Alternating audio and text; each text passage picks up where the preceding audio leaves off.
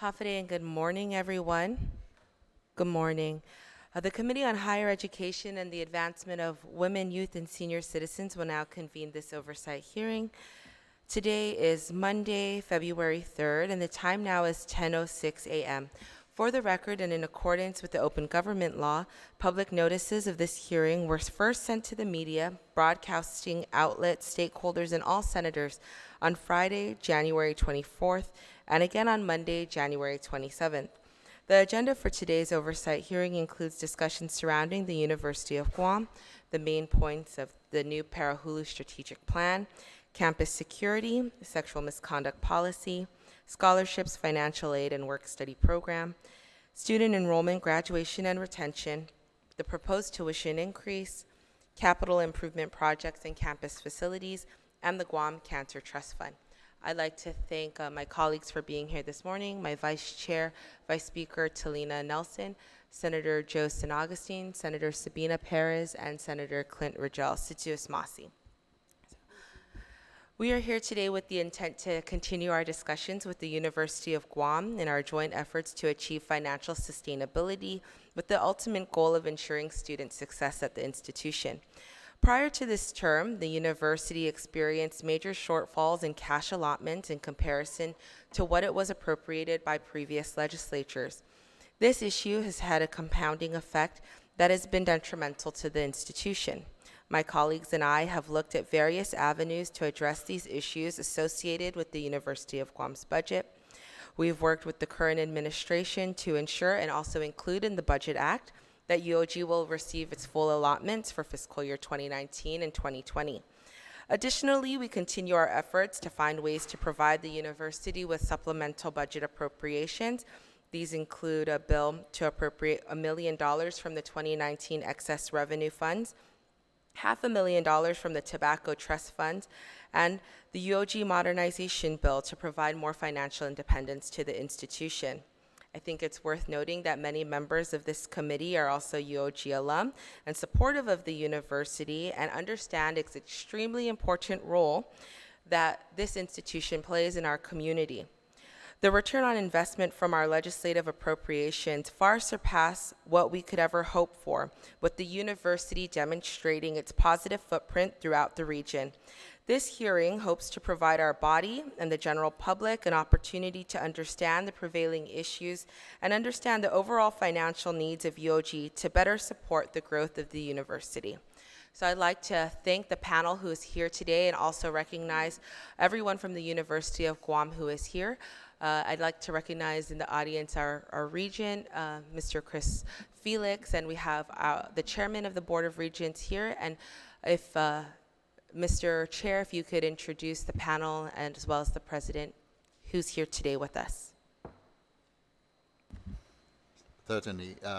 My name is Alvin Chan. I'm the current chair of the Board of Regents, and along with us is our current president, Thomas Christ, and our senior vice president, Dr. Andrew Kress, and our vice president, administration and finance, Randy Reagan.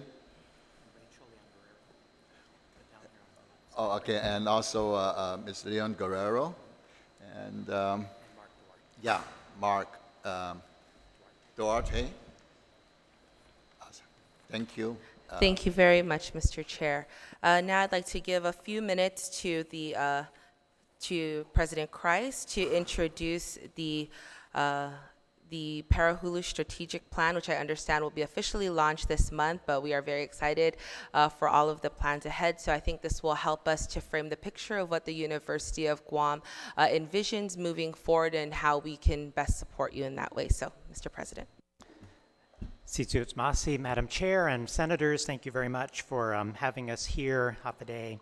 The first slide, I have just some slides to go through, and I wanted to start with a spotlight on why we're all here, why the university exists. So we just picked 3 recent alums to give you an idea of the way that we transform lives and advance communities at the University of Guam. So first slide we have is Josefa Munoz, a 2017 Bachelor of Science in Biology. And we asked each one to comment a little bit on their experience. So she said, the more you know about something, the more you can help protect it.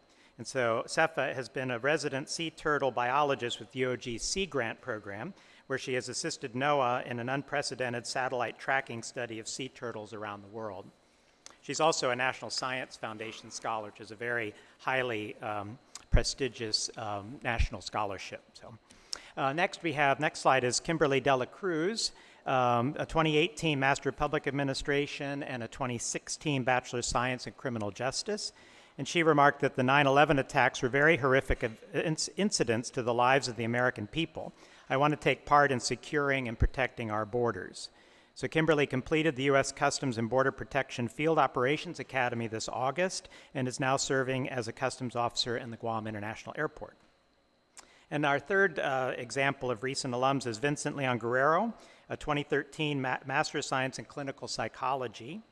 And he remarks that, I remember hearing many stories from FSM youth of a hope for a brighter future, a lack of opportunities for the FSM people, and a lack of internal family support.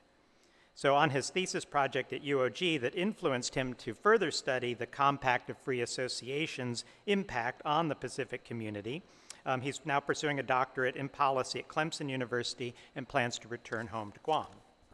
So that just gives you an idea about this. I mean, it's good to remind ourselves that this is what the institution is doing, the way that we're transforming lives and advancing communities. And so now I'd just like to give you, I know several of you were able to come a couple weeks ago for just an orientation and a little bit of a tour. I just want to give just a little introduction to the strategic plan, this 5-year plan called Parahulo. Ever Upward, the Chamorro, Parahulo is Chamorro for Excelsior, the Latin motto of the university, which means ever upward. And so the next slide shows the strategic initiatives. This is the sort of high-level main directions that we intend to pursue in this 5-year period. So on the one hand, we want to be recognized as a research university. So in many ways, we are already a research university. And one of the things that I think is most remarkable about the last number of years at UOG is the ability of the university to attract very prestigious federal research grants and to execute them, and to keep all the money and spend it and do all the work that's intended for that. So just 2 years ago, we were at $8.8 million in federal research funding, which is a remarkably high number. This year, we're at $17.4 million.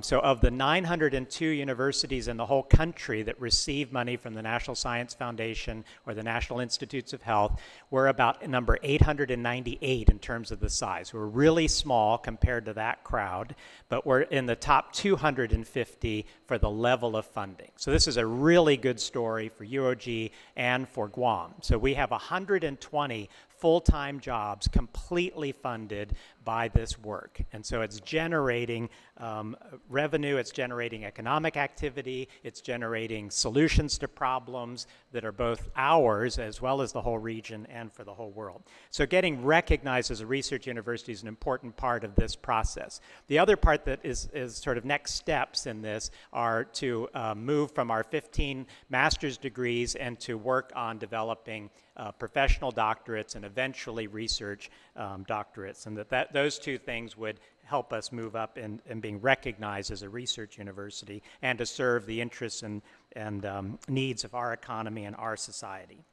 The second leading initiative, or the top two of these, is the leading as a partnership institution. So as a land-grant institution, UOG has it in our DNA to serve the public. And so that land-grant idea is all about the creation of new knowledge, then the sharing of that knowledge with the public.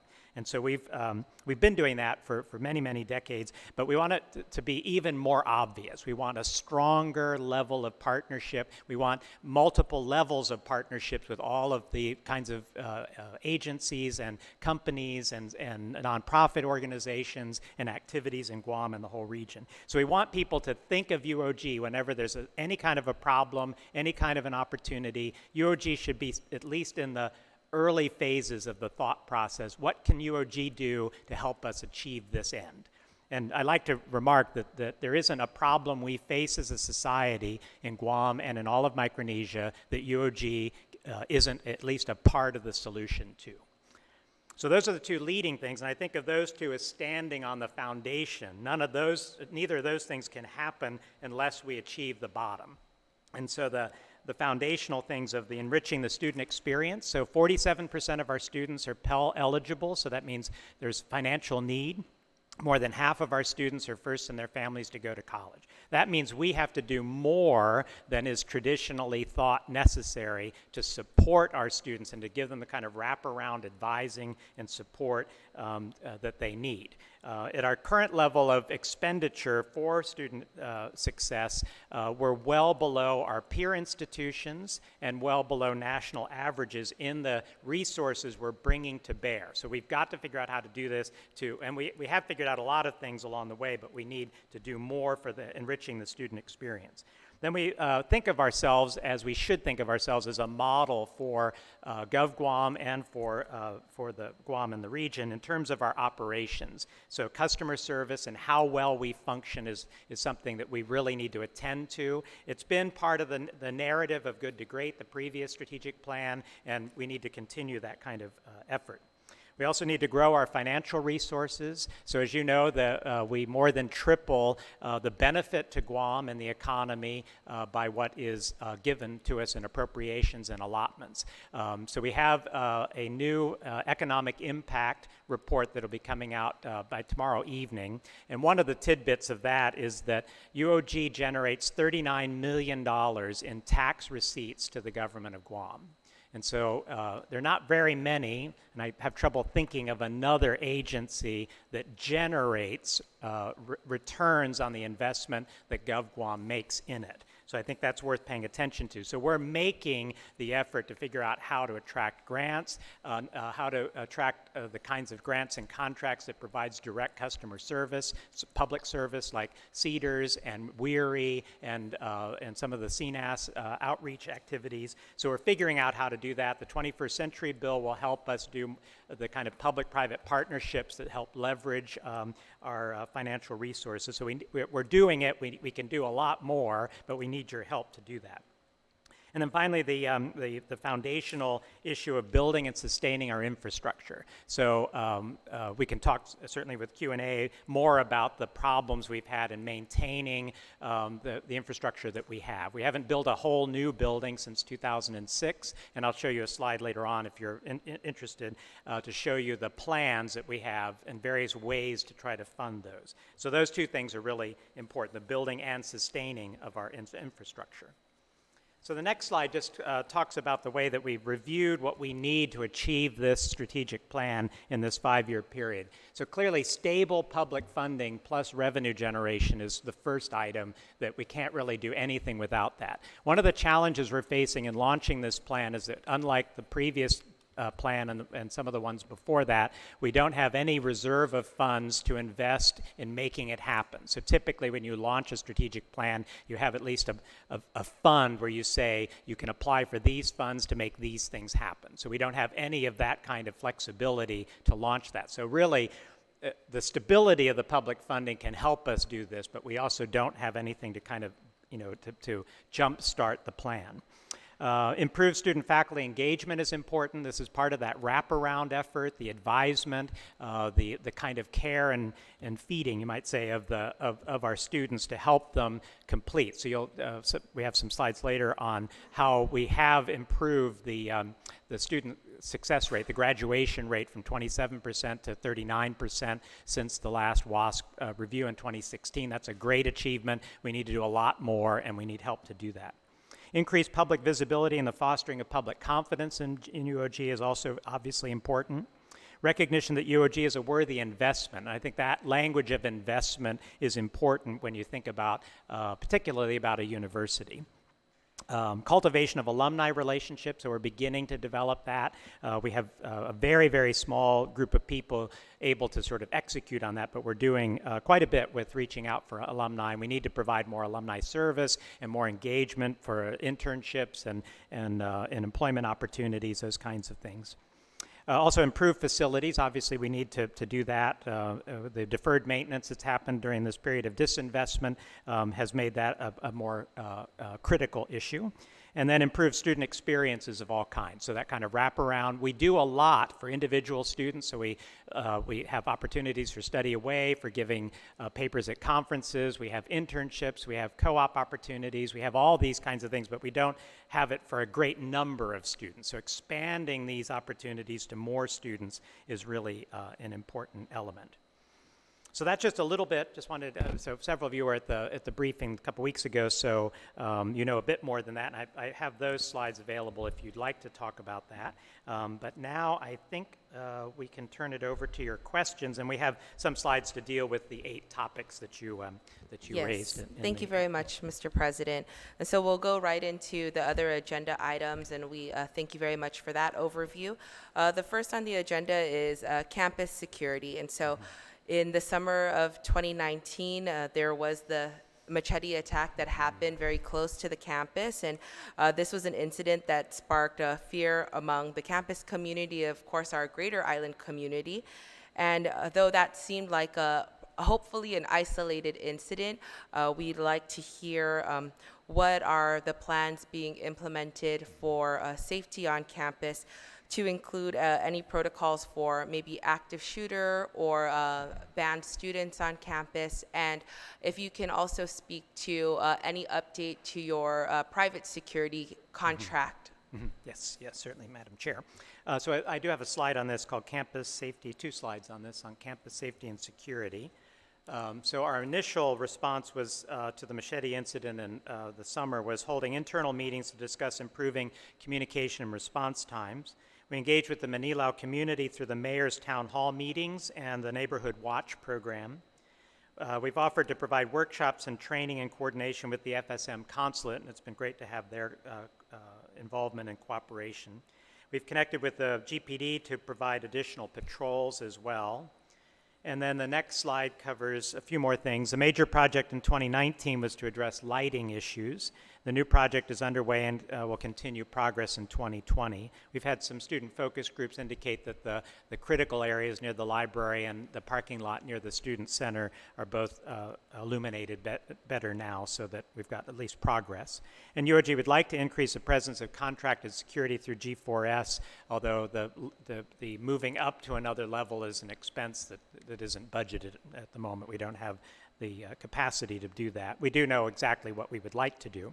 And then we're exploring a student security team to augment this contracted security. This would also be an opportunity, if we can get the 21st century bill, we can increase the student employment, so this would be a way to add some of the jobs there. So those are the ways that we're addressing that, the lighting, the cameras, and perhaps adding the student security team. So. Another critical area that was brought to our attention by students was the overflow parking lot at the field house. Is that also included in the plan? In the lighting plan, yes, Okay. it is. Yes, ma'am. Okay, thank you. Anyone? Questions? Security?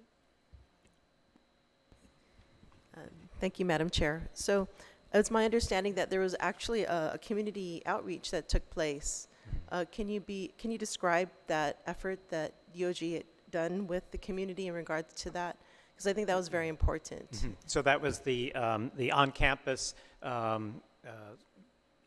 community outreach, as well as the Manilao mayors. The mayor held 2 town halls, so that was an involvement of the big educational complex that we have. And also you asked about the active shooter drills. So GCC ran an active shooter drill. It's sort of in a cycle, and I think they're planning one this fall, and we talked about having the whole GW, UOG, and GCC collaborate on that, which would be a good thing to do, so unfortunately. Anybody else want to add anything to the campus security? Students also mentioned that there was an email sent out, I think in December, warning them about theft or the potential of increased theft on the campus. So are those things being taken into consideration as well, or how are you addressing that issue? So those are in response to individual incidents when things are taken, so then we make sure everybody's aware that there's a problem with that. And so that's the G4S and the cameras and so on. We've had G4S do a very good job of checking doors and so on and keeping us informed of anything that's unlocked and that sort of thing. So it's periodic in any kind of place with thousands of people coming and going every day. You run into these kinds of problems. But whenever we have something, an incident, we make sure people know so they can take extra precaution. And is there already a system in place to inform students right away if there is an incident on campus? Is that like a mass email system or a warning or alarm system? So the mass email, I think, is the main way. Yeah, just a mass email. Okay, thank you. Senator Virgil? Okay, thank you. Okay, we'll move on to the sexual misconduct policy, and I really would like to recognize the university for all of the efforts to address these concerns dealing with the sexual misconduct on campus or in the campus community. And I know that we have made great strides as a university, and I think it's important to note that in reviewing the policy, the last time that it was updated was 2016. And so, I do frequently meet with the students, but also advocates, survivors of sexual assault who come to me often to ask me to follow up on these questions with the university. So I know this is something that I brought up in our meetings before, and I will continue to do so. And I would like you to provide the update of how the committee is going to present this updated in policy. Mm-hmm. Yes, Madam Chair. So I have a slide on this sexual misconduct policy review. So the basic thing to know is UOG has zero tolerance of sexual misconduct. And the policy is under review right now by a committee of students, faculty, staff, administrators, and service providers. And this is partly due to changes that the U.S. Department of Education is changing some of the rules and the way that the Title IX is applied. So we have to get that information and then adjust our program. At the moment, though, under the current rules, it really is a best practice model for zero tolerance of sexual misconduct. And there's awareness campaigns and updates of the training are planned for this year. And I can show you some campus climate survey slides that show you the effect since 2016, since this policy went into effect. So the next slide shows the trends. And the first one there, it's a little small to see, but it's the percentage who have received sexual assault prevention training. And you see it from 2016, it was 74%, and it's risen to 92% now. And then on the question, do you feel that you understand UOG's formal procedures to address sexual misconduct? You see a rise from 64 to 78%, and we'll be working on ways to push that up higher. 18%, there's been an 18% increase of individuals having received sexual assault prevention training, and 14% increase of respondents understanding UOG's formal procedures to address sexual misconduct. The next slide has some more questions. This one was, if you were to experience an incident of sexual misconduct at UOG, how willing would you be to report it? And so that's risen from 4.76 to 4.84. And then the next one there is, if someone were to report sexual misconduct to a university official, UOG would take the report seriously. So that's a question about the confidence people would have in our ability and willingness to respond appropriately. So that's risen from 3.96 to 4.04. So over this 3-year period, willingness to report incidents has increased. Additionally, perceptions regarding UOG's actions in response to a reported incident have consistently improved. And then there's another slide here with a couple more questions showing the trends. If someone were to report sexual misconduct to a university official, UOG would protect the confidentiality of the alleged survivor or victim. And so that's risen from 3.83 to 3.93. So this is an important measure of how confident people would be in the protection of the victim and the victim's rights. And another question was, if someone were to report sexual misconduct to a university official, UOG would take steps to ensure the safety of the person making the report. So a similar kind of indication of confidence, rising from 3.86 to 3.95. And I think the last one on this is single question of, if someone were to report sexual misconduct to a university official, UOG would take steps to address factors that may have led to the sexual misconduct. And that's risen from 3.84 to 3.91. So I think those give some indication of the change over that period of time and our intention. It's a national problem that's really, it's all of our responsibility to address, and so I'm confident in the way we're doing it, and with the group that's looking at it now, we'll tweak it. So. Yeah, thank you very much. And I recall last year there was a sexual assault forum organized by students and administrators of the university, as well as a toolkit presented by the public administration, I think, graduate program. And so I know those that toolkit and that forum gave a few recommendations to the administration. So I'd like to know if those are things being considered as part of the update in policy. Yes, one of those is the committee thought that the sexual assault response team was didn't have enough people closer to the people. It was too high level, so there's a proposal to change the membership. So that's one of the examples of that. So we'll get a full report, particularly in response to the U.S. Department of Education's changes, and then we'll implement those to tweak it. So, Can you walk us through what training is provided to the students? maybe I could ask Dr. Enriquez might know better about the details about the training. Or is there somebody else who would be able to? Are you talking about the online training? Yes, the online training. I don't recall specifically. I could ask Manny to speak to that. Sure.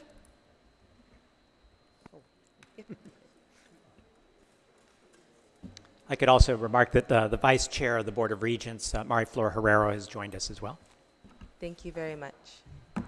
Good morning, Senators. My name is Manny Hechnova. I'm the Interim Chief Information Officer for the University of Guam and the Associate Director for our online learning programs. So what we do for our students is that it's mandatory for them before they can register for classes is that they have to complete an online sexual misconduct training. With that, they coordinate with our office. They get the unique link for them. We can track them, and then we clear it through the Admissions and Records Office. So this is an online training provided through a third party. Thanks, brother. This is an online training provided by a contracted third party. They review their content every year, so it's updated with new laws and regulations required.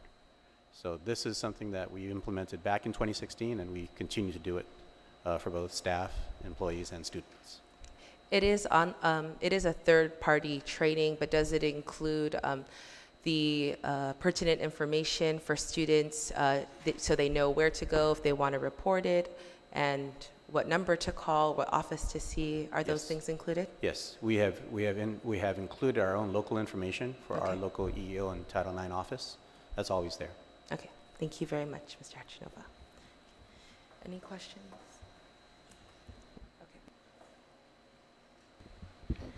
Thank you, Madam Chair. Just a question about the graphs here. It doesn't show significance. Are these significant changes in regards to specifically the willingness of UOG students or staff to report their willingness to report sexual misconduct? What are the are these significant changes? I think the trends are significant enough. I mean, getting from 3.84 to 3.91 on a 4-point scale is pretty good. It's a persistent challenge for institutions to get people. The GPD would have the similar kind of problem of the willingness of people to come forward. There are different ways you can handle it, either through a police report or through an internal university function, and so it's up to the victim to decide how to do that. So there are issues about confidence in the reporting. This is true everywhere. It's one of the national challenges that we have of improving the response to sexual assault and the sexual misconduct of all kinds. So it'd be great to get to a perfect 4.0, but it's rare to be able to do that. I think this shows that there's a widespread feeling that the institution is taking it seriously. We've figured out how to address these issues appropriately, and so if the trends weren't going up, I would be more concerned, and I would like the trends to continue to go up. So. Okay, just for clarification, so the last three graphs are 4.0 scale, that's the highest? Mm-hmm. Yes, and ma'am. then the other two graphs, the Those second are on and the 5, third and fourth graph, there's, what is the, are those, Oh, they're all 5. Sorry, they're all 5s despite the scale. So it would be nice then to get higher on those. So yeah. But sometimes, there's also the confusion in people's minds, in helping to clarify, which the online training helps to clarify that that you retain a choice about whether to file a police complaint when you file a report with the institution. So there's that kind of, so sometimes they will confuse the two things, and so there's a fear about what happens with a police report because of stories of things that happen, not just here, everywhere. So developing more confidence in the institution's ability to serve as,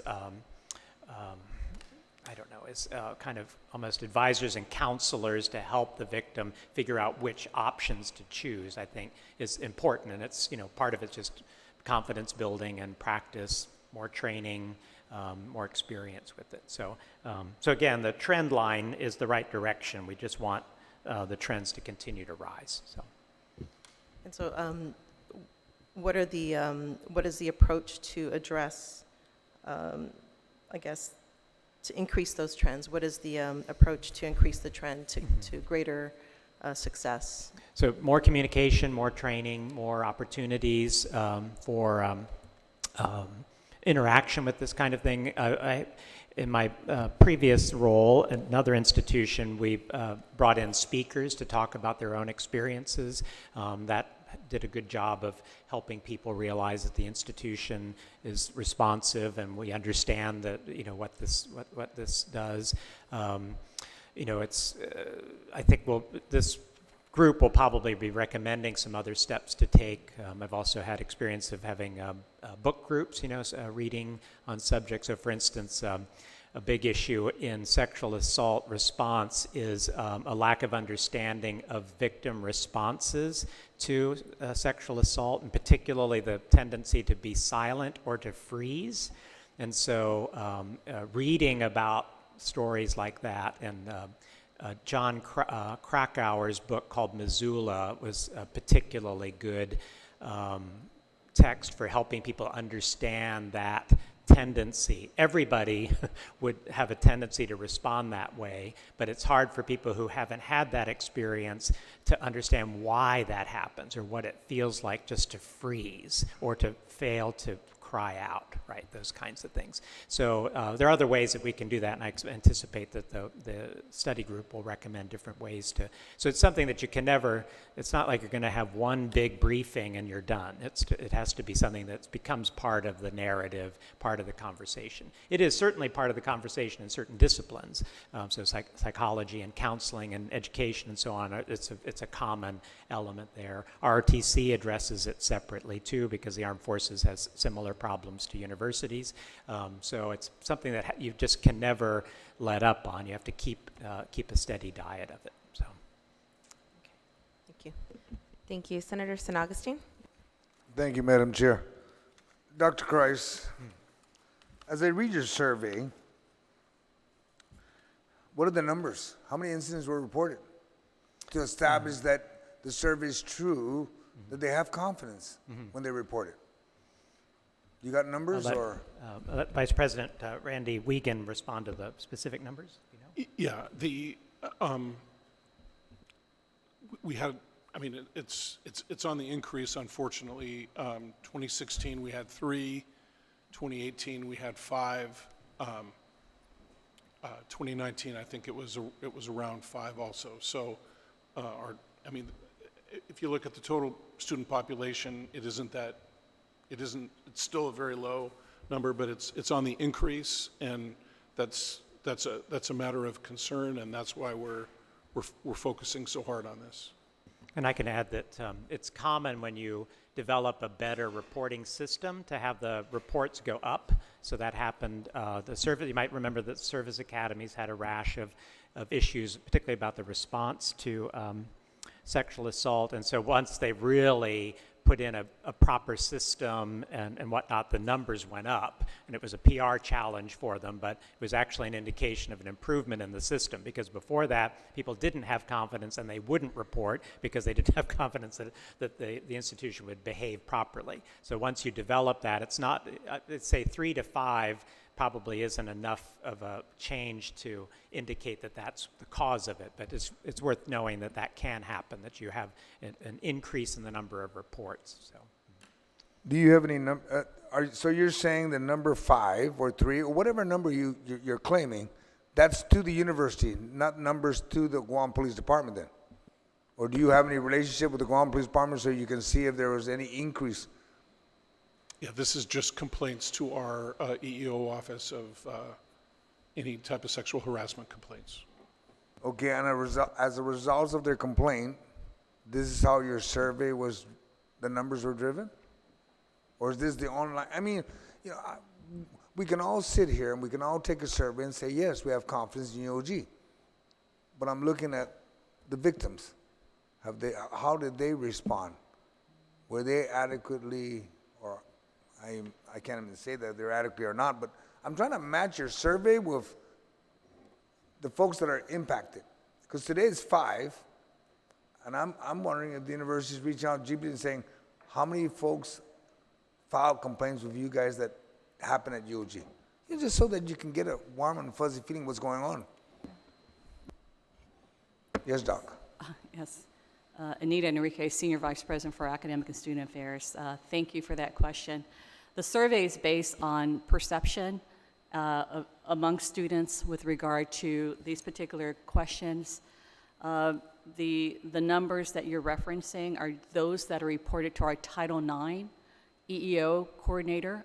There is a procedure in place. I usually know immediately if there's anything concerning sexual misconduct. I have the authority to write up a stay-away order if it is deemed necessary, to the extent where we ban students from returning to campus. The university has a sort of a quality control in terms of reporting. Every staff member, every faculty, every administrator is a responsible person. So if a student reports a concern under the sexual misconduct policy to any of these individuals, they have a responsibility to report not only to the administrator, but also to the Title IX office. That is the loophole that we found within the old policy, and it really is to strengthen it so that we can capture it from both sides. If for some reason an administrator fails to report or to follow through, the Title IX office is already aware, and then I am immediately notified. To my knowledge, we've not had any cases, to my knowledge, over the past year, maybe one, and it just, based on the investigation, we try to determine whether or not there is a violation of the policy, and in most cases, there is, but it's usually not to the extent as we had back in the Ellert case. I had to go to court 3 times and under oath to report on the university and how it responded and what we did to support the victims, those who have actually gone through and reported. If there were anything outside of that realm that we did not know about, then obviously there was no, follow through. I know that if students have concerns, we do have our Student Government Association. We do have an opportunity for our student leaders to interact with our administrators, and we hope to have a more closer relationship so that they're not turning over to the legislature to file their concerns, Madam Senator. So it is my job to make sure that none of what we experienced back in 2016 happens again. And I know there's concern about what are we doing. I think we have a very strict sexual misconduct policy. Faculty are complaining because they can no longer have events on their properties. It is one of the strictest. We may revisit, especially among graduate students, meeting with graduate female faculty who want to have a mini ceremony, but everything we're doing is really based on tightening up our policy and procedures. Thank you. All right, thank you. Has any of the complaints or incidents filed involved folks that are not students of the University of Guam? You know, where when you tighten up the gates, you want Well- to make sure the predator's not coming into your gate and doing all the assaults. Yeah, some have been classified domestic disputes, and so we do have like a boyfriend or girlfriend coming on campus. We haven't had somebody who's just at random, who's not engaged with the person, having an issue on campus. So it's just been people that have been known, and other than that, it's students, faculty, and employees where there's issues. Thank you, Madam Chair. Thank you very much, Mr. Chair. Okay, so the next topic that we'll move to is the Scholarship, Financial Aid, and Work Study program. And so we have been asked by students who would like to know the timeline of how scholarships will be disseminated, how students are chosen, and how we can expedite that as they are waiting to register for classes or pay off certain expenses. And so if you, Mr. President, or from the Financial Aid Office, Mr. Duarte, can walk us through that process, especially for the students who are listening and would like an update on that. Thank you, Madam Chair. I can start, and then maybe Mark can chime in as well. So I have some slides on this, too, for the scholarships, financial aid, and work study. So the timeliness of award distribution is an important and ongoing focus for our financial aid office and our student services department. Our Senior Vice President, Dr. Enriquez, has launched the College Affordability Initiative to provide timely information about scholarship, grant, and employment opportunities to our students and to streamline the award process. The next slide shows changes to the student financial aid program over since 2014. So you see these are all nominal, not inflation-adjusted figures there from just under 3.6 million in 2014, steadily through 2018, and then cuts in 19 and 20. The difference in nominal dollars between 2014 and 2020 is a drop of 15%, and in inflation-adjusted terms, that's a drop of 25% in financial aid. So one serious problem we have is the decline in the investment in student financial aid. And so one of the ways that we've dealt with that is by encouraging students to think about all the different ways that they can afford college. So the College Affordability Initiative, in the next slide on the financial aid, shows the categories here of the federal Pell Grant, which 47% of our students are eligible for, so 7.6 million. We have other federal grants at 286,000. Our federal direct loan program of 6.4 million, and relatively speaking, our students don't tap that very much. And so part of the College Affordability Initiative is to help people realize that that can be a very viable way to invest in one's own education. And then the local student financial aid program, the SFAP program, now down to 3.3 million. The private scholarships, this only refers to the UOG Endowment Foundation. So I just gave a talk to the Guam Women's Club the other day and pointed out to them that they've given directly to the university students over $200,000 just since 1992. So there's more that comes from private, but this is the figure for the Endowment Foundation. And then miscellaneous scholarships, there are a wide range of those, which the Women's Club would be included in that 1.8 million figure. So we have this, then we have the next slide shows a flyer that we've used just to call attention that among students who are eligible for Pell Grants, the average support is $4,300. The federal loans for those who do have the loans is $4,500, and the local financial aid, often in the form of merit aid and other things, is $2,900. So this is just trying to get across the message that students can afford college and that we'll do everything we can to help people afford college, because it's good for them and it's good for all of us if we can get more students in and through. So I think that was what I wanted to remark. Maybe, Mark, do you want to add? a little bit, the director of our financial aid. On the question of timeliness, again, it depends on the program. For private scholarships, it really depends on the donor. So when a donor offers a scholarship, for example, one that's offered this semester, it is up to the donor when and who they select as their recipient. Now, for federal financial aid, as the president mentioned, 7 million under Pell Grant and 6 million under direct loans. One of the issues that we've been facing is when do students complete their FAFSA?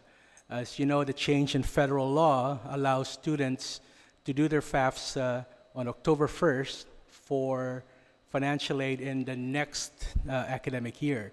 That's a change that's been advocated by a lot of financial aid professionals to ensure that students get their FAFSAs in on time. Unfortunately for us, it's a little more difficult for people in the territories, as we don't have some of the tools like what they call it's a data retrieval tool where when you do the FAFSA, it connects to the IRS and it automatically fills out your income. Of course, we can't because we file at Rev and Tax. So in those cases, the student, when filling out the FAFSA, has to do it manually. And that leads to a lot of errors, and that leads to what we call verification procedures, which is at UOG, it's about 41%. So those takes additional processing time. So that leads also to some of the timeliness issues. The other is, in most schools, the priority deadline for FAFSA and receiving financial aid is usually around April 15. If we look at our data, most of our students complete their financial aid documents in August. In last year, we had 717 students complete in August. So at that point, with a staff of 2 people looking at all of the federal aid, we can't get their aid on time. But we work with our bursar's office to ensure that we don't dereg or deregister any students who are late with their payments, as long as they have financial aid. So I think some of the complaints that we've heard is, well, you know, school starts, but I can't get my financial aid. But the other side of that story is, when do the students complete their actual financial aid paperwork? And if they don't complete it before a certain time, and we've set our priority deadlines as April, more likely they will not get their financial aid the first or second or third week of the semester. But we don't deregister the students. We just let them know that your financial aid will be late, but don't worry, you can still attend classes. Thank you, Madam Chair. So the students are aware to submit their financial aid for April, right? It's posted everywhere that the priority deadline is April? Yes, and the federal student aid also sends an email to the students well in October to renew your financial aid paperwork. And UOG has 2 employees particularly working specifically on the financial aid? Well, there's 2 processing daily, and then the 2 or 3 others are doing the incoming and contacting the students to ensure that they have all their documents in place. And what is the turnaround time? Because we all know that a lot of students like to procrastinate. So Yeah, so you saw the stat that I read. Yes. 718 students completed their documents in August. Right. So by that time, we're overwhelmed. And if you look at all of those people who complete in August, most of them who are chosen for verification still has to do additional paperwork. So for example, one of them, according to federal regulations, they have to come to the financial aid office, and sign a document in front of a financial aid officer. That takes additional time, or they have to provide their tax transcripts or copies of their tax returns, or they have to provide other documents that's related to what they put in their FAFSA. So that adds to the processing time, and sometimes students come in late or get the paperwork in almost close to the end of the semester. At that point, we can't release any federal funds until that process is complete. So what if I'm a student and I submit all the required documents, but I submit it in August? What is the processing time for me to receive my financial aid? Well, we usually look at first the students that turned in all their paperwork in time, but usually when a student turns in all of their documents, it takes us about, from the time that we process, we send the request to federal student aid to get funding, the business office to credit, that usually takes about anywhere between 7 to 14 days. 7 to 14 days? Yes, And as a student, I can still register for class even though... that's correct. Yeah. Okay, thank you. Yes, go ahead. Dr. Kreis, in the slide of SFAP appropriations, the Student Financial Aid Program appropriations, this 3.065 is a slight decrease from the previous year. Why is there a decrease in the 3.065 million for SFAP? I can Okay. try to, I mean, we don't know. We've been requesting about 4 million every year. So this year we got a number from the legislature, but then it said out of these funds, 250 for the first generation fund need to come out. So that's what reduced us to the 3.065. How does that impact the programs that you offer the students?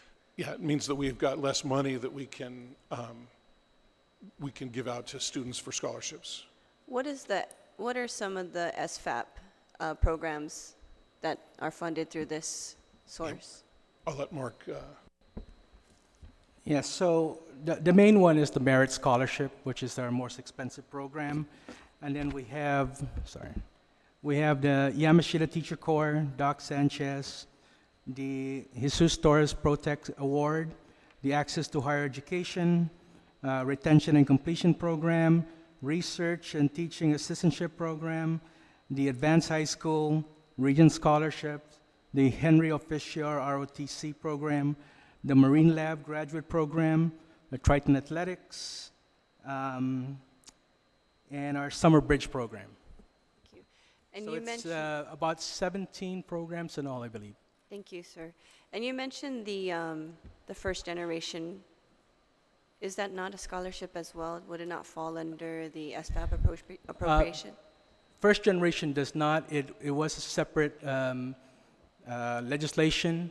And the way that first generation works is that the three institutions put in money into this fund, and then when the student, starting with the graduating class of 2019, if you attend UOG or GCC and you're a full-time student, you get the $500. And how the process goes is that we bill DOE, we bill the fund, and then we're reimbursed for those funds.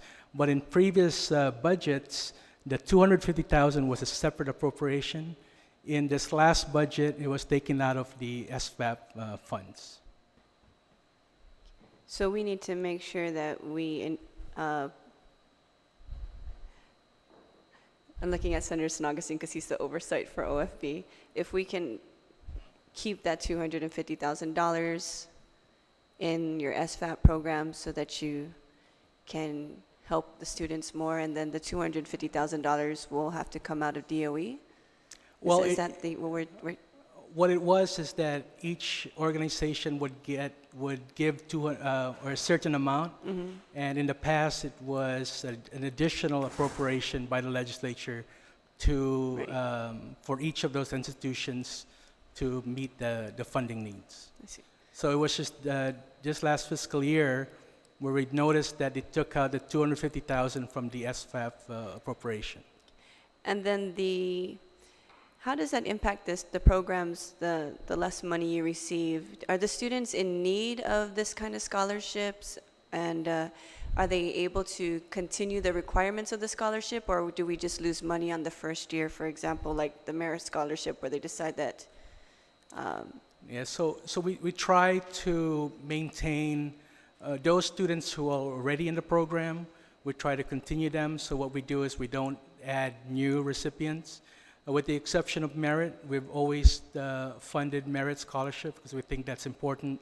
So like for this last class, we had about 56 new students and a total of about 228 merit students.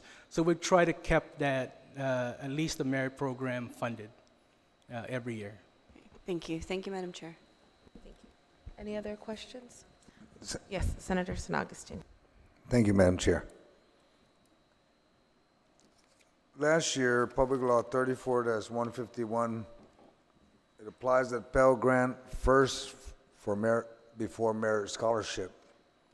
How much money was saved and where did the money go? If you tap the Pell Grant first, you can't tell me you're losing money in merit. So that was, Mark can give more detail on that, but that was designed to put more resources into the student financial aid. Yeah, so how we calculated the savings is we looked at all of the merit students who were eligible for Pell. So we've calculated at that point about $300,000 to $400,000. It was closer to $400,000 in savings. So that savings allowed us to redirect those funds to the other program. And it was timely at the time because it was that year where we, our allotments for that fiscal year was only 2.9 million of the 3.2 that was budgeted. Mr. Duarte, I just trying to understand how the 250,000 for that last program you mentioned, then you're saving 300 to 400 Yes. from the merit. So how do you say you're redirecting it somewhere else when it should just stick with the merit? That's why the intent of that bill was. Yeah, Pell so Grant that, first and then merit. that's correct, and that's how we still maintain the same level of funding for all of the merit students and the new students that come in every year. So you didn't lose anything even though we reprogrammed the money out of your student financial aid program. Right, because the money still stays in the fund. And the idea was to expand the student financial aid, not to have it basically stay the same. So we basically implemented that policy, and by the cut of one, filled it with the other. The idea of the thing was to expand the capacity of financial aid to support students. And so if you just do a switch, then there's no particular advantage to it. We'll have that conversation during the budget hearing. It's going to come up soon. Thank you. Thank you, Thank you, Madam Chair. Thank you very much. I also want to recognize Senator Therese Terlahi for joining us. Thank you. Do you have any questions? Okay, yes. Good morning. Just regarding the financial aid, Mr. Duarte, did you say that this amount, the $3,065,000 appropriated from the legislature, is being used for the Regent scholarships and the Triton athletics? That list that you read, is that all that's being funded by this, or are they divided? Yeah, so there are about 15 to 17 programs that I listed. Okay. Because in the law, there are only the merit, the Yamashita, the Protec scholarships, and now the Pell Grant adjustment. But these others are strictly UOG-based scholarships, correct? Yeah, so Public Law 31-237 allowed for the creation of all of those programs. So can you tell us, can you just provide a breakdown? It doesn't have to be right now, but maybe in writing of what, maybe for 2018, 2019, and 2020. Yes. Thank you. Mr. Duarte, you mentioned that the timeliness of the scholarships being disseminated, it had to either do with the private donor or maybe the FAFSA, but the Regent scholarships are given directly from the appropriation. So can you speak to the timeline for those scholarships?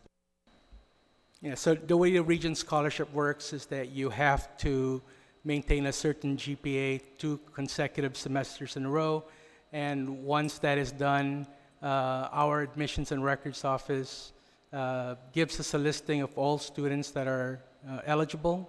Then at that point, we award the students based on a percentage discount. So if your GPA is a certain portion, I think 3.5, I don't have the exact breakdown, you get a 50% discount, a 75% discount, and a 100% discount. Now, if you are also a Pell recipient or you're getting other financial aids, we deduct that before we fund under the Regent Scholarship, based on those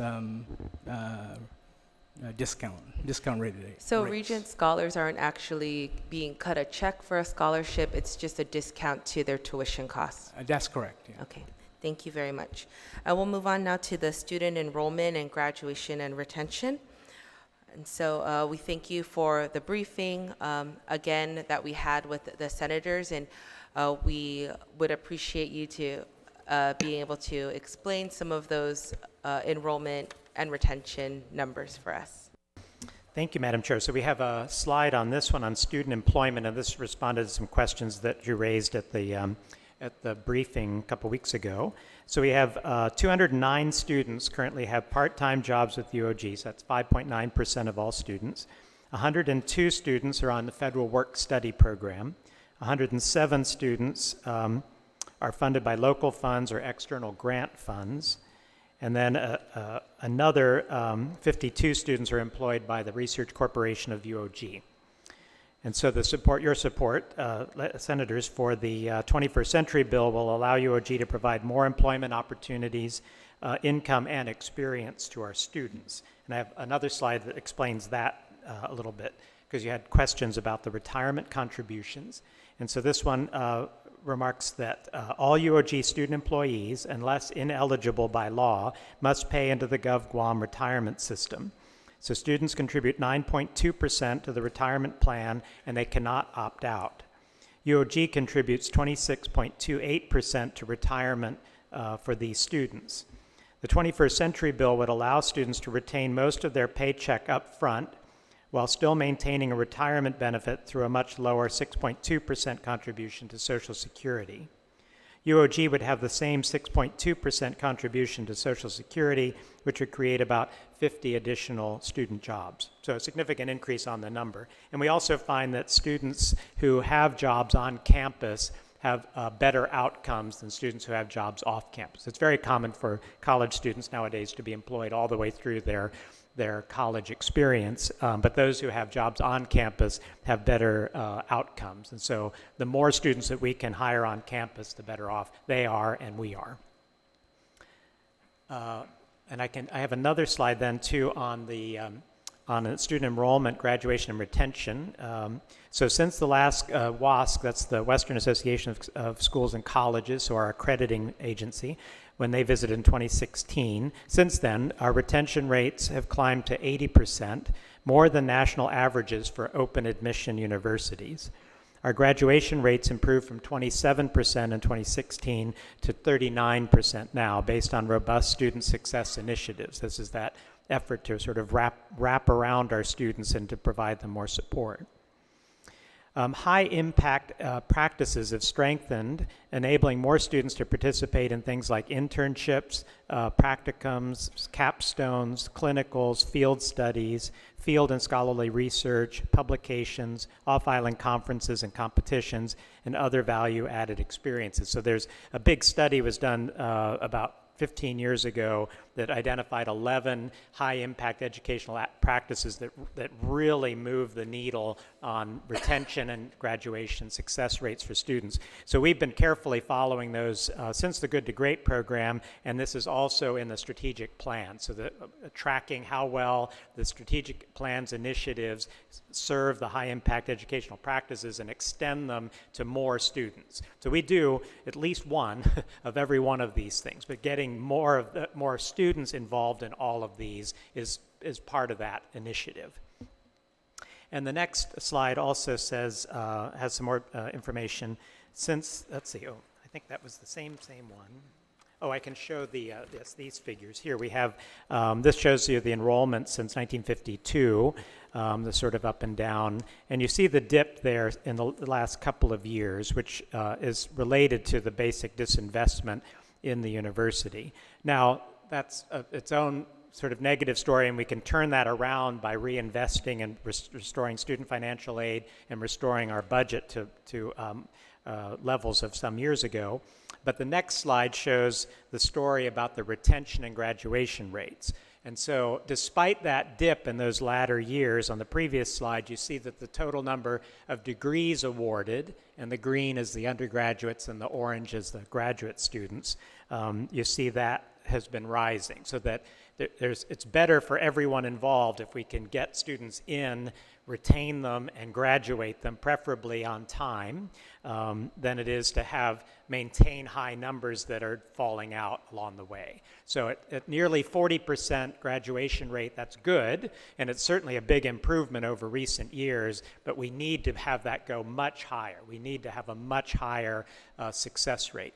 Happily, Guam Community College and UOG signed a couple of memoranda of understanding recently, including a more robust reverse transfer program to try to help ensure that students who don't wind up finishing UOG finish an associate's degree at GCC. So it's essentially a dual enrollment and a reverse transfer plan that would help students so for the numbers of students who start UOG and don't finish, this should help more students finish with associate's degrees from GCC. And we'd like to see more students getting degrees from both institutions, and we think that would be good for both of our institutions and for all of us. Let's see, and I think, is this also the same topic as no, I think that's what I have for that, and any questions that you might have on enrollment and Thank you, Madam Chair. graduation Dr. Kreis, you mentioned that UOG is aggressively pursuing alternative revenue sources. What alternative revenues are you looking at? So thank you, Senator, for that question. So we have a number of different things that are happening already. One is auxiliary services, and so that includes our residence halls, our food services, our bookstore, anything that's not anything that can kind of generate additional revenues. That's one significant piece. Another would be programs like the Water and Environmental Research Institute. WERI has recently expanded their capacity for water testing. So they're now able to test the water for virtually everything. This should help companies, it would save them from having to send their samples off island, often for as much as $20,000 a sample, to have it tested in Honolulu or on the mainland. And so we can do that testing here much cheaper. So that's generating revenue for WERI that provides an opportunity for other funding. Another big one, of course, is research funding. So most of the money that comes from research, I mean, it has to be used for that purpose, but it generates more jobs, it generates more tax revenue, it generates more activity, as well as solving problems for all of us. So that's another sort of alternative. The more we can do of that, and we're doing this amazing job of attracting this research funding, the more that'll be possible. You think about something like Cedars, over 25 years, has brought in $123 million in federal contracts and grants to provide direct service. So that's real value for Guam and the region that's coming in through that non-tuition, non-appropriation alternative revenue. So there are a number of different ways. With the public-private partnership component of the 21st Century Bill, that will help us to do other things. Mainly, it'll allow us to do things that we can't otherwise afford to do, but there's a potential for additional revenue from some of the partnerships, and particularly in the area of aquaculture. So it'll take several years before we start to see a return, but the projections are that that should provide additional revenue. So, and this is true of what public universities across the country have been managing to do, is to diversify the revenue streams and to become less dependent on public sources. But we still need that sort of basic foundation of the GovGuam appropriation.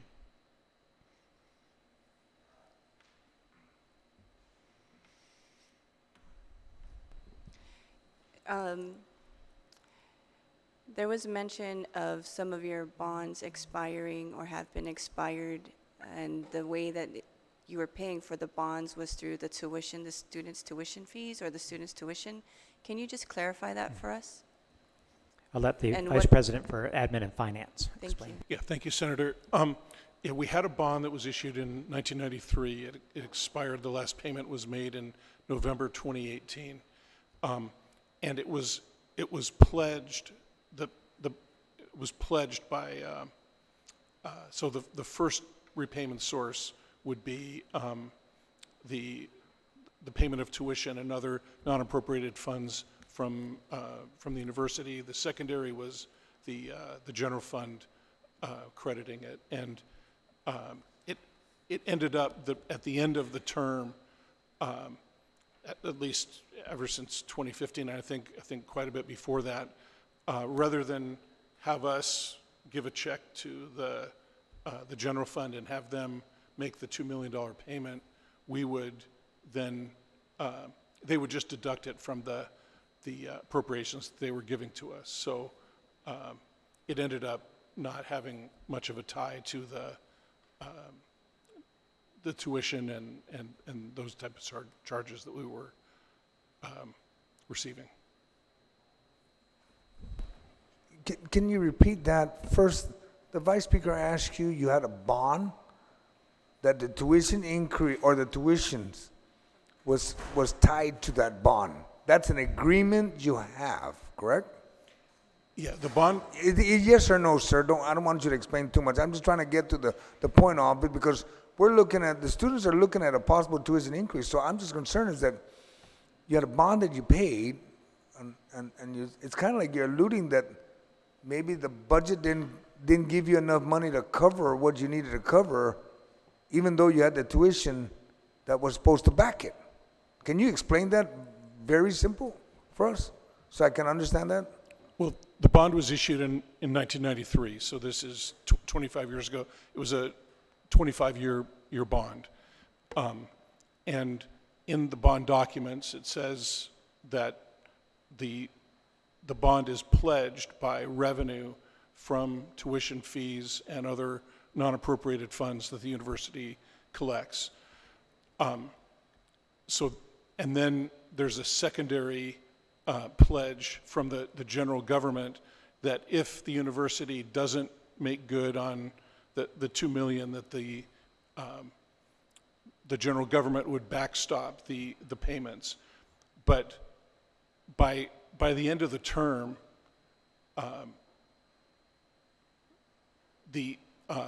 rather than have the university just make a $2 million payment every year to the general fund, as the general fund is giving us appropriations, they just decided to net our appropriations so that the general fund just completely took care of that bond payment for us. So University of Guam did not have to use the tuition to pay the bond, Right. and it was covered by the general fund. Right.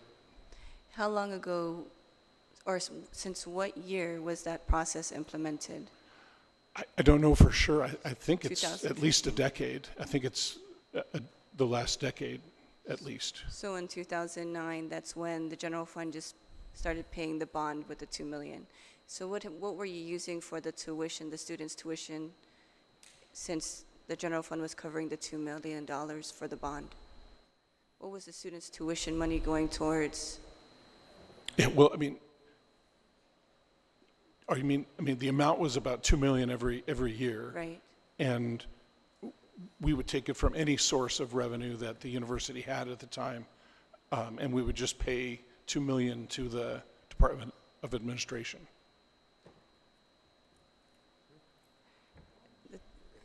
Yeah, that doesn't make any sense to me, because you told me that the general fund was paying the $2 million for the university. So that means that the university what the deal with the bond was to use students' tuition to pay for the bond, but instead, the Department of Administration was paying that $2 million. So therefore, you had the student tuition that was untouched by the bond. So what was used with that money for UOG, since the students' tuition, how much of the students' tuition would have been used for the bond if you had to pay it? I mean, it's 2 million is the bond payment. So a percentage from each tuition payment for each semester, or what is the usual percentage that you would have to use from this that would probably student be, tuition? that's probably about around 20%, maybe a little less, of tuition would have gone towards that bond payment. So since you don't have to pay the 20% because DOA was covering the $2 million, what were you using the 20% for? Well, it's just to meet when we present our budget every year, we would show this is the revenues that we expect to get from the local appropriation, from tuition. These are the expenses, and then here's the 2 million that we need to pay. So we would, the appropriation would be set based on the assumption that that 2 million is there, and so it was, in a sense, it's already covered by the appropriation amount that we're getting. So Dr. Enriquez might be able to, did you want to offer maybe another way to explain it? Right, so the tuition is just part of that $2 million repayment for the bond obligation. And there was a period of time where so tuition revenue is really part of the overall revenues that the university uses as part of its budget. So there's a period of time when the University of Guam was shortchanged its cash allotments, and during that period of time where the government elected to just withhold the equivalent of $2 million from our cash allotments that we were already shortchanged, whatever revenue was coming into the university had to meet whatever operational obligations we had that were not being funded. So there was a period of time, I think over the period of, during the previous administration, the total cash allotment shortfall was probably $12 to $13 million. So during that period of time, whatever revenues were coming in were being used to meet, a number of the shortfall. And during that period of time, the justified answer was that DOA would still pay that $2 million for the bond. It was still... And then you had to cover all Right. the other additional, okay. So it was still, in lieu of helping us with any kind of catch-up with our cash allotments, well, you still have this obligation, so we're just not going to give you the $2 million that would have paid for the bond repayment. Okay, thank you. Thank you, Okay. Doctor. Any other questions? Okay. Thank you very much. We'll move on now to we'll continue on the proposed tuition and fee increase, since it's a little bit of what we just touched on. But if you can give us a timeline for the implementation of the increase in tuition and fees, Mr. President. Thank you, Madam Chair. Yes, so I have a slide on the tuition increase. And the first note is that the WASC, the accreditor, oversees academic quality of the university and monitors local government funding support. So this is important to us for maintaining our accreditation, as well as our specialized accreditations. That's our general accreditation. We also have the engineering school, we have the nursing program, we have other accreditations that pay attention to the level of support provided to the public university. Resource demands have been increasing, as they have across all places affected by inflation. UOG is aggressively pursuing alternative revenue streams that we just talked about to lessen dependence on the general government. The passage of the 21st century legislation would give UOG the ability and authority to pursue some of these revenue opportunities. The next slide shows the tuition will increase 5% to $221 per credit hour in the Fanat-Sanan August to December semester 2020. For a full-time student taking 12 credit hours in a semester, the increased total tuition cost per semester is $132. Depending on the budget, UOG may implement a second 5% tuition increase in the Fanyam Nakan January to May 2020 semester as authorized in the BOR, the Board of Regents Resolution 19-41. And the next slide shows the tuition increase effect on the student body. So revenue generated by the tuition increase will go directly to critical student services. Particularly ones that we're working on are the Triton Advising Center, part of this wraparound idea of providing support for our students, academic advisors in each school and college in addition to our faculty advisors, and the Triton One Stop Center. And the next slide says, ideally, we would like to keep tuition as low as possible for our students. We are the second most affordable land-grant university in the country after Wyoming. We'd like to stay in that position. College Affordability Initiative, which Dr. Enriquez is leading, is key to this ability of making it possible for students to attend and complete UOG. We'll continue to encourage students to apply for these federal grants and loans, the SFAP scholarships, private scholarships, and other financial aid opportunities. And we'll work closely with students to provide on-campus and off-campus opportunity and paid internships too. The next slide shows this figure for where we are among all the in-state tuition and fees. And so we're just over there on the left, just ahead of Wyoming and just below Florida. So those are that's sort of the reason we have the sources of our funding are the GovGuam appropriation, tuition, auxiliary revenue, and then other things that we can find, like the Weary water testing and those kinds of things. But that's where, if we have a shortfall in one thing, we need to bring up others. And for those of you who attended the briefing a couple weeks ago, we had some specific comparison information between what we're spending per student at about $5,300 per student versus our peer group, which is at $7,300. And that peer group is not an exceptionally distinguished group of institutions either. So we're well below the national average of public universities at $12,000 per student. So and that's just on the very narrowly focused direct educational kind of support. So tuition is just one of the ways. It's typical for tuition to rise at some rate at institutions over time. It's been a number of years since we've ever raised it. It would be nice if we didn't need to raise it. It would be even nicer if we could reduce it. But it's basically we need revenue to operate the institution, and this is one of the methods to do so. Okay, thank you very much, Mr. President. Senator Joe? Thank you, Madam Chair. What is the estimated amount you would get with the tuition increase? The additional Based on revenue, your- sir? Yeah. Yeah, funding. so it's about roughly $1 million for each 5% increase. Are you aware of what the governor's budget is for 2021? Yes, sir. You'll be getting a lot less than what we gave you for 2020, right? It's a seriously disinvesting figure, yes, sir. It's a little bit over $3 million. Okay. Are you aware exactly what the amount is? I can tell you right now. I mean, I have a copy of it. They're identifying 27.6618845 for general fund and 2,354,665 for federal fund match. Total of $30 million. Versus, I think that's about where we are this year. no, this year you received $33 million funding from the legislature, and that was approved. That's a lot more. That's $3 million more. Yeah, I think that includes SFAP, and I don't think SFAP was in that number.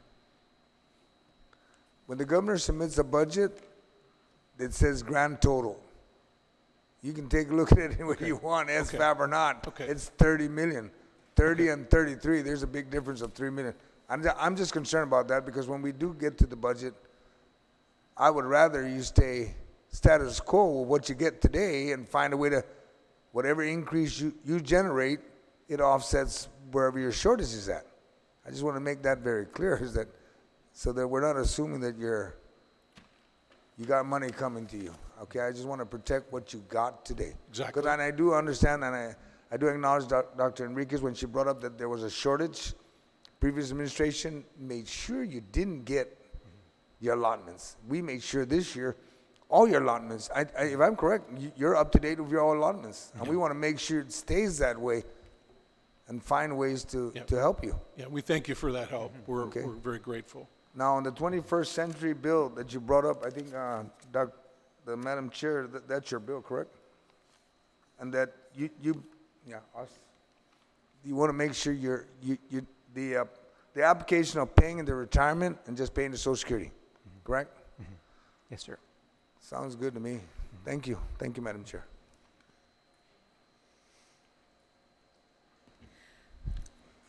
Okay, thank you very much for that update. And you do, okay, Senator Therese? Just wanted to follow up on your slide regarding what you're going to use the tuition increase. It says the effect on student body will be academic advisors in each school or college. Is this not currently standard? Senator, it's common for institutions to have, there's sort of two ways providing academic advising, either with professional advisors or with faculty advisors. And so the benefit of faculty advisors is it creates an opportunity for mentorship, for conversations beyond the sort of transactional nature of the advisement. The weakness of depending on the faculty is that they don't keep up. It's hard for them to keep up with the changes to the policies and that sort of thing. So you frequently have inaccurate advising. And so there's this whole effort to try to sort of resolve the conflicts that happen. If you have strictly professional advising, then you lose the opportunity for that kind of mentorship that can happen. So most institutions struggle with this balance between professional advising and faculty advising. And so this plan is meant to try to create a hybrid to help with the accuracy of the advising while retaining the opportunity for mentorship. So no, we don't have professional advisors in every school or college at the moment. Right. So this would be kind of an increase, additional staff to do this. That's what you're saying. And the Triton Advising Center is, as opposed to advisors in each school, what's the Triton Advising Center then? I think I might have Dr. Center. Enriquez respond Sure. to that. Thank you, Senator, for that question. The model that we're using, based on just best practice, is to have that central hub of a Triton Advisement Center managed by the Dean of the Enrollment Management and Student Success. There aren't sufficient advisors even within that division. What we envision is that each of the 6 academic colleges and schools will have a satellite advisement specialist that would also link to the central Triton Advisement Center that will have 2 more advisement specialists. And with that advisement, there is a committee called the Advisement Committee that will ensure that there's regular collaboration to tighten up retention efforts and also to provide advice as it relates to financial assistance. To my right is Dr. Lawrence Camacho, the Dean of Enrollment Management and Student Success. And so we envision with each academic advisement specialist housed in the satellite colleges and school locations, that is roughly almost $500,000 in terms of the cost. With the additional personnel, with at least an additional advisement specialist, and I could have Dean Camacho just add on to that what the 5% anticipated increase is really to support that. As the accreditation liaison officer to the WASC Senior College and University Commission, the accreditors focus on our retention and completion numbers, which represent student success. The University of Guam has come a long way as an open admissions university, recognizing that we do get a significant number of first-generation students who come our way, and we basically take students as they come, recognizing that there still is additional support needed to work and ensure that these students are successful in completing. So Dean Camacho? Yes, good morning, half a day. In a nutshell, the Triton Advising Center is focused on those three streams that the SVP had alluded to. Academic advising, so we understand that we got to be better at academic advising, and some of those have already been discussed. The other stream is the financial solvency piece. As you recognize in some of the slides, it really is very important for us to educate the students on when that FAFSA is due, what kind of techniques they need to incorporate into their processes so that they can then meet these timelines that we're worried about. And the other one is really just to go out into the community and make the community understand, if it's with the different villages and all that, to make them understand that our university is affordable for them and there are techniques that we can offer for them as well. And then the other one is to trigger in the mindset of the students that while they're there as first-year students in these first-year seminars, we have an opportunity to engage in them and let them understand the end state and the goal that they could after they get this degree, and then teaching them about budgeting and all those type of managerial things for when it comes to financial solvency is very important. And those things, I think, we believe, would trigger and continue to engage the students so that they don't leave, and that they continue to be motivated and inspired together. And then the third one is the Career Development Office, and the efforts of the Career Development Office to be incorporated in the lifespan of the students while they're there at the university.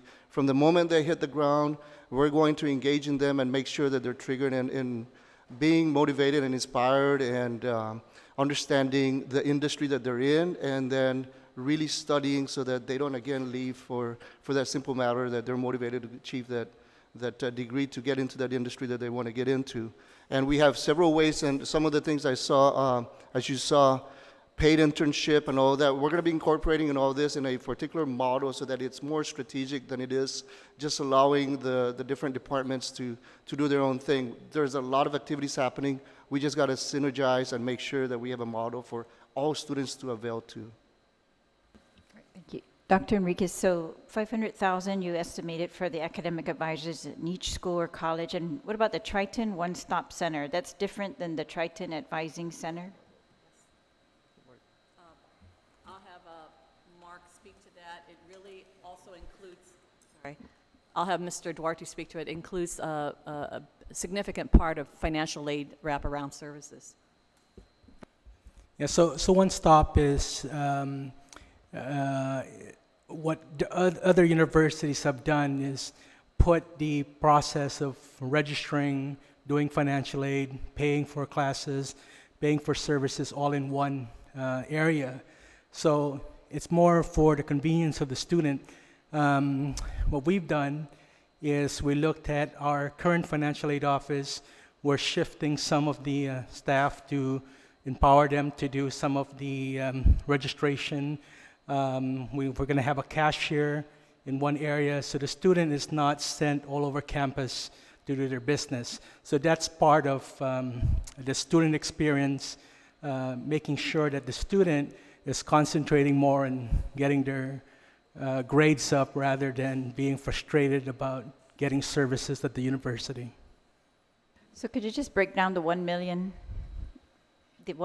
additional from the 5% increase in tuition? 500,000 of it is going towards academic advisors in each school. What about the other 500,000? I'll let the VPAF respond if you want to. Actually, could I get back to you on that? Sure. Yeah, I don't have the list right now. All right. And So did you say that, I go was ahead, going Dr. to Camacho. add on to that. Some of the things that we're going to be spending on, especially for the Triton Advising Center, for example, is if we get funding for, and if we get the tuition increase and that there's funding from the appropriations that will cover some of the things that we would have used the tuition increase for in operational matters, we could hire, for example, a project officer to manage and make sure that the Triton Advising Center is achieved or is achieving what we wanted to achieve in terms of the goals that we want to. And then the other ones were the making the center be more pleasing and finding a place where students can congregate and be able to do that. So some of those expenses go to that. The others are like training apparatus and other national type techniques that are offered that we can avail to, or we can procure to allow us to get to that level of retention rate and increase in graduation rate when it comes to the Triton Advising Center. So some of that funding, I can itemize all that to you and provide you what we expect to spend on those dollars. But at this point, the overall thing is to change our approach in increasing our retention rate and our graduation rate, and I think this is a good strategy.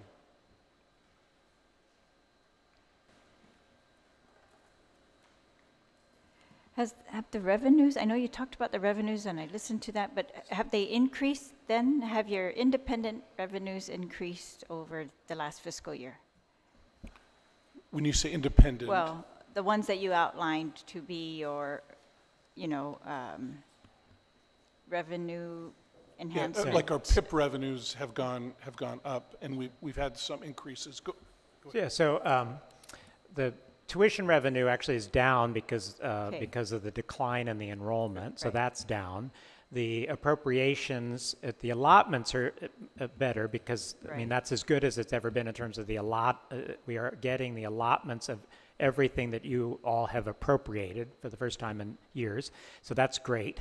But the appropriation is down both in real terms and in nominal terms. So The yeah. non-government Yeah. revenue is what I'm Right, so talking tuition would be the second biggest thing, and that's down. Okay. We do have some auxiliary revenue that's up. So Yes. PIP, for instance, so that generated about 440,000, I recall. I'm So that just would in be another general, one, are they up or, you gave us the list. Yes, auxiliaries, yes. Yes, right? But it's But none of relatively that small, was yeah. dedicated to these purposes here, this Triton advising, and the only way you're going to get these advisings, the academic advisors, is to increase tuition? I mean, I guess that's what I'm trying to Well, yeah. reconcile here. The basic thing is that we are seriously underspending what it requires to do a first-class job. And so we have been trying to make up for the decline in appropriations, as well as $12 million in lost allotments. It's completely depleted our reserves, it's depleted our deferred maintenance. Our equipment is failing now in rapid succession, partly because a number of air conditioning units were purchased at the same time. They haven't been maintained as well as they could have been because of the shortfall in the appropriation. So now we're trying to do the best we can. By investing in the advising and the support for students, we'll improve the outcomes. If we can improve the outcomes, we improve the revenue situation, because we get students, we retain them, and we graduate them, and we are making better use of those Of course. resources Yeah, that we have. I totally support investing in this. I'm just trying to figure out why it wasn't done with the increase in revenue prior to an increase in tuition. I Well, the guess. total increase in the auxiliary services wouldn't get close to $1 million. It would be in the, a couple 100,000, so PIP went from 400 to 440,000. then that That kind of explains thing, it. yeah. All right, thank you very much. Thank you very much, Senator Richard. Okay, so we'll just move on to capital improvement projects and the facility in general. President Kreis, you mentioned that it was the last building built was in 2006, and so we're hoping for some major improvements around the campus. If you can just go through that list of your priorities and perhaps explain to us how we came about with that, how we prioritized it. Thank you, Madam Chair. So we have a slide on this for the capital improvement projects. We have added, well, not individual buildings, we've just about have completed an extension to the science building, and we have some other improvements. There's some work being done in nursing, so we have a new bay of practice beds and so on. But this shows the plans for significant new capital improvement projects. And so the map shows you where they are. So the first one, the Calvo Field House, so we have efforts there to replace and improve the floor. For 2, we have the Student Success Center, so that's part of it's joined with the engineering annex, which is number 3 there, in a single USDA loan. The loan, the sort of the movement on the loan is being affected by the decline in appropriations, and so we're still struggling with that, but we anticipate that that will work out, and we're ready to move right away with those 2 projects. The Cultural Repository, as you know, is a Department of Defense OEA grant, and that is pretty close to the schedule that was originally set up for that, and that's moving along nicely. The new Weary building, we are anticipating a grant from the Economic Development Administration that would allow us to build that, and you can see that that's planned for in Dean Circle across from the ELI building, and on this map you can see it's across from another one called the Descubre building. That's another request we have for a grant from EDA. The new nursing wing is a proposal for, perhaps for Department of Interior funding. It would be an expansion on the School of Health existing building.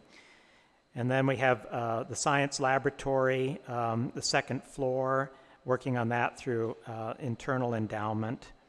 And then we have the Triton Engagement Center. We're thinking about bonds. These are, further out in time and a little less distinct at the moment, but thinking about bonding for that, as well as for the Fine Arts building. And so you see there, so a few other boxes that show there, actually one other box is on the far right side is the hope for a public-private partnership for an international residence hall that would allow us to expand opportunities in PIP, as well as attract more students from off-island, both in the region as well as far beyond. So I think that, let's see. Oh, and we have another slide on capital improvement campus facilities.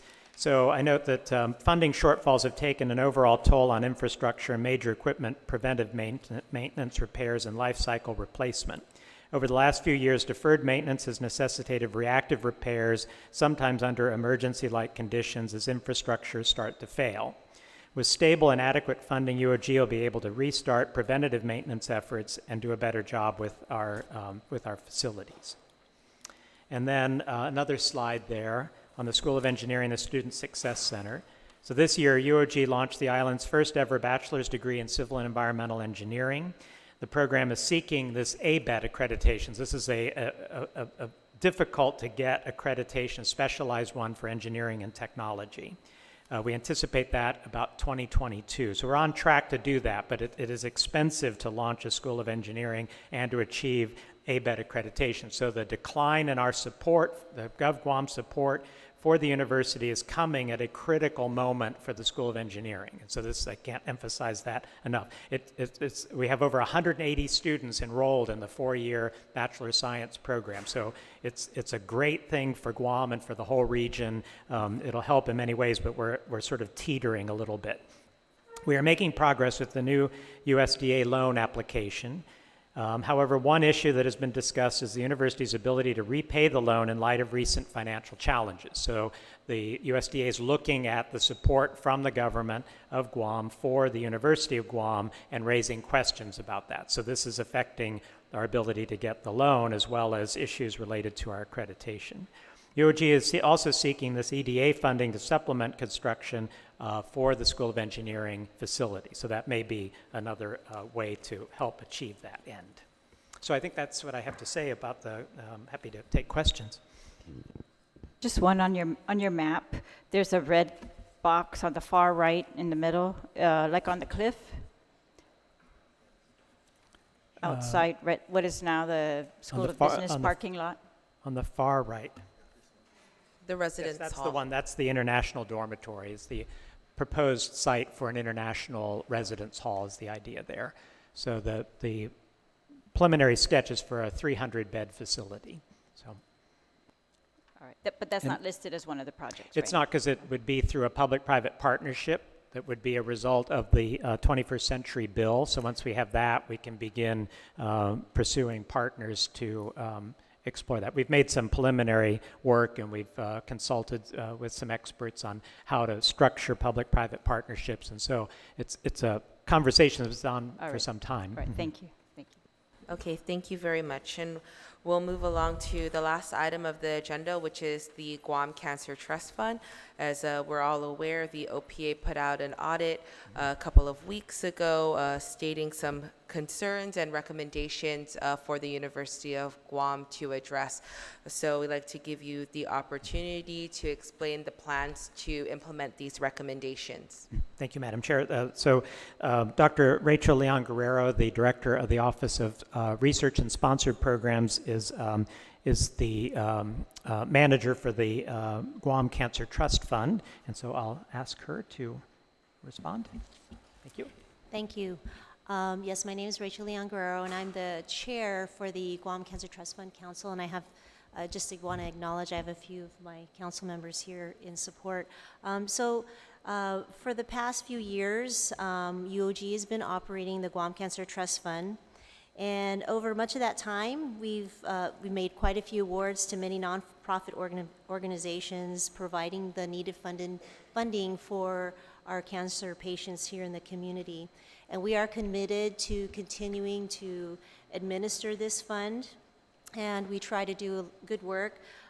We do acknowledge from the OPA audit report that this was a really good learning experience for us. It made some recommendations to the council, to the coalition. We've taken some steps to restructure our administrative personnel. We have replaced the one employee with 2 new employees, one an accountant, and we're in the process of hiring a program manager. And we are also trying to really work on our rules and regulations and get them updated so that they are more in line with local law and with some of the issues that were brought up in the audit report. Some of the specific things that we are addressing in the rules and regs, things such as what constitutes education and outreach activities, the membership of the Guam Cancer Trust Fund Council, the duties of council members, how to specifically reapportion the annual allotments, allowable costs in the applications, some of the caps and limits on amounts that go towards employee salary and benefits for the applicant organizations, selection criteria of applications, and the overall application review process. And some of the things that we are considering in our rules and regulations are based on the law, the bill that was introduced by Senator Terlahi. So with that, I would welcome any questions. Thank you. Thank you. Senator Terlahi? Questions? Senator Rajal? Thank you, Madam Chair. No questions specifically with regards to this last section we talked about, the Guam Cancer Trust Fund, but just in general, overall, the University of Guam has been making the case to us to increase funding from the legislature and also making a case to increase tuition as well as funding. But I do have some concerns based on some articles that have been published by the Candid News Group, and I want to ask if those articles are accurate or not. Most recently, there's an article saying that and these articles are about questionable credit card spending practices. The most recent article is $1,366.97 for a gaming system. Is that accurate? I spoke this morning with the accountant who reviewed that charge, and it's a grant-funded project, and the purpose of the grant is monitoring plant species growth. He said that the card, under the grant, they were building a high-powered computer to help them monitor and work with the high-powered photographs that they're getting from the plant site. They've got cameras on site, and they're constantly monitoring what's going on with the plant life and how it's responding in different situations. And he said the invoice, so to get that type of the high-powered video card, the only video card, it came with all these games, and on the, he said that on the invoice, it shows video card, and then there's a deductive for the games because we're not getting the games. But the what he was seeking was the high-powered video card to use for the computer for that use. So you didn't actually get the video games? It's The video games, I according to their... think the issue was is that they said they could not, oh, do you want to just answer? I found out about this. I can speak to it if you don't mind. Just state your name for the record. Afade. My name is Jonas Macapinlak. I'm a director of integrated marketing communication. So I looked into this earlier this morning. What Randy stated is correct. The purchase was made for, I believe, 2 high-powered video cards, and it was for that purpose. Now, these video cards came with the inseparable bundle. Our business processes actually captured this information and questioned it. Why are we purchasing video games? But what happened was they could not separate it from the bundle, and it was already installed with the card. So, so the games are not in use. The purpose of the purchase was for video cards.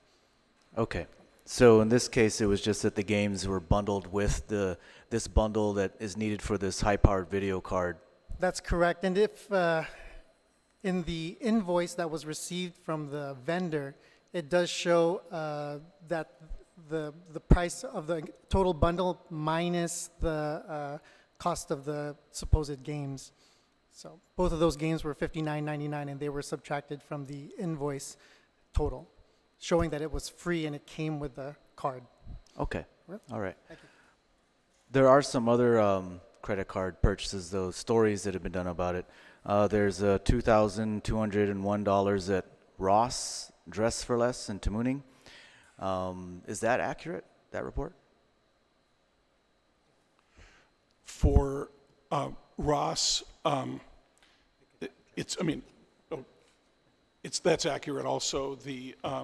We were trying to create two new rooms in the RFK library. One was a place for nursing mothers to go. A second was a faculty meeting area, and the purchases were essentially to buy furniture, carpeting, for to outfit those 2 rooms. Do you want to add? Just so we can frame all of these purchases, UOG, of course, as you know, we have local funds that are appropriated by the legislature. We have non-appropriated funds, tuition revenue, other types of ways that we generate revenue. And so a lot of these purchases can be funded by multiple things. So what's being said out there is being said without context. Many of the purchases have, all of the purchases have documentation. Some of them have gone through all of them go through our procurement processes. Some of them have purchase orders attached to them. And so this would include that purchase at Ross. And so it was for furniture, and it went through the procurement process. And I think credit cards, to look at credit cards this way, it's just one of the ways we make payments. So credit cards is a way we pay for things. Checks, of course, we issue checks. We do bank transfers. There's multiple ways for UOG to pay for things, and each of the things that are procured go through a very strict procurement process. And anything that doesn't meet that process is flagged, and administrative policies and procedures take place at that point. Okay, thank you. So there is one more that it's kind of concerning too, of course, that they've reported about some $450 spent on spa services to a massage spa. So, so we did, that was something that was purchased via credit card. It was part of a staff development day, and 9 staff members participated in that. It went through our procurement process. It was purchased with a UOG credit card, but it was flagged and eventually was deemed to be an unallowable expense. What happened after that is that UOG strengthened its credit card policy, required additional training as to what is an allowable and unallowable expense. And now everybody that has a purchase card has gone through that training. If they didn't take that training, then they wouldn't be allowed to have a purchase card for this year. Okay, thank you. So I just hope you understand, of course, the reason for these questions is, doesn't look good at all when you guys are asking for more appropriations for more money. Then there are stories about questionable credit card spending. And you've done a good job of justifying today the video games, but I mean, at first look, it's like, what are you buying a video game system for? But what you said has made sense. And then as far as the Ross spending, I mean, we'll just, of course, have to accept your explanation for it, that it's for some stuff at the RFK library for some rooms there. But of course, at first glance, it looks very troubling. And then, of course, with massages and things of that nature and some other purchases, too, that were questionable. So that's why I wanted to ask you guys and just make sure that it's clear that you guys understand that in this sort of climate, you got to be very careful with how you spend money, and you got to make sure everything's on the up and up, and you got to make sure that you have those processes in place. As you mentioned, that this allowed you guys to catch something, right, with the spa, right? And so you've added in some more safeguards to prevent that kind of, or some more policies, I guess, to prevent that kind of spending. And obviously, it's not a huge amount for the spa. I mean, it's $450. That's not, in retrospect, in light of everything, that's not a huge amount. But it's just the idea of spending money on massages when you guys are asking for more money for things like facilities and maintenance. For when we were given a tour of the University of Guam, and we met with the facilities guy, and he spoke about air conditioning that needed repairs, and he said that there's even minor repairs you can't keep up with. So of course it doesn't look good when you're saying we can't keep up with maintenance of air conditionings and then money spent in other areas that are questionable.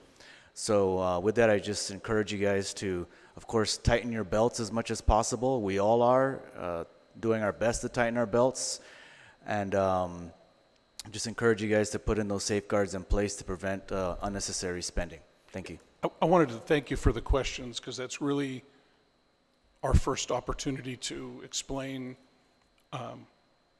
what we're doing, but we're confident in our credit card policies and all of our spending policies, so we feel like we can defend anything that we're doing. And it's worth noting that not everything on the credit card is through appropriated funds. Some through gift funds and other, auxiliary revenue and that sort of thing. So the idea that it's on the credit card doesn't mean that it's necessarily related to appropriations. Okay. Thank you very much. Senator Terlahi? Thank you. I just want to follow up on the RCUOG. When that law was passed several years ago, it was intended, of course, to bring in additional revenue for the university. So I wanted to ask how much of that revenue, and I know it is bringing in revenue, how much of the revenue that it's bringing in are you able to use to augment what the tuition is going to have to be for the students? Yeah, I mean, we're not yet getting, for the first few years, we were paying money to RCOG to try to help them stand up the corporations so that they could stand alone on their own and eventually be self-sustaining. So last year they became self-sustaining, and the next step is that we'd like to set a target for them of how much they can contribute back, but we haven't established that yet. All right, thank you, Madam Chair. And thank you to all of you who are here and for the presentation. Thank you very much.